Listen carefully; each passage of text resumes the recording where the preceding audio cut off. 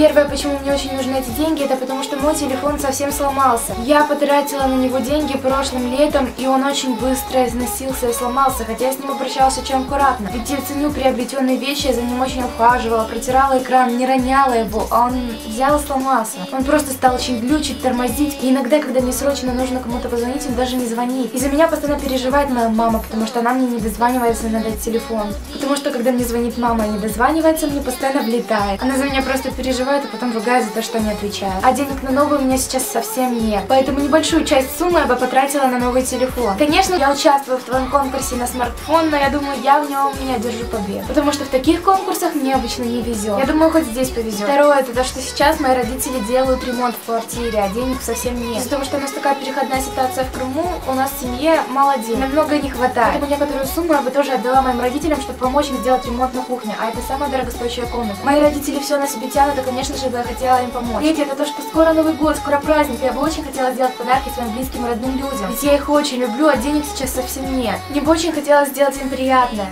Но для этого, как ты знаешь, тоже нужны деньги, которых у меня сейчас вообще нет. Четвертое, это развитие на YouTube. Вот в этом, я думаю, как блогер ты меня поймешь. Потому что YouTube и мои зрители, для меня это очень важно. Я всегда готова и хочу совершенствоваться. Поэтому остальную часть денег, которые у меня бы остались, я бы вложила на YouTube. И в этом, я думаю, кстати, ты меня тоже очень хорошо поймешь, потому что днем у меня нет времени, возможности снимать, а вечером у меня просто нет подходящего света. У меня есть настольная тусклая лампа с желтым светом и ничего больше. Я очень бы хотела приобрести свет. Нормальный, хороший, чтобы я смогла радовать своих зрителей качественной картинкой вечером. Ну и вообще, я долго коплю на GoPro. Если я куда-то поеду, мне даже не будет возможности что-нибудь запечатлить. И так сказать, пятое, пользуясь оперой с того момента, как у нас в квартире появился первый компьютер. А мне тогда было лет 8. Я уже много лет пользуюсь оперой, и она меня устраивает как браузер. Я думаю, это все, но этого достаточно.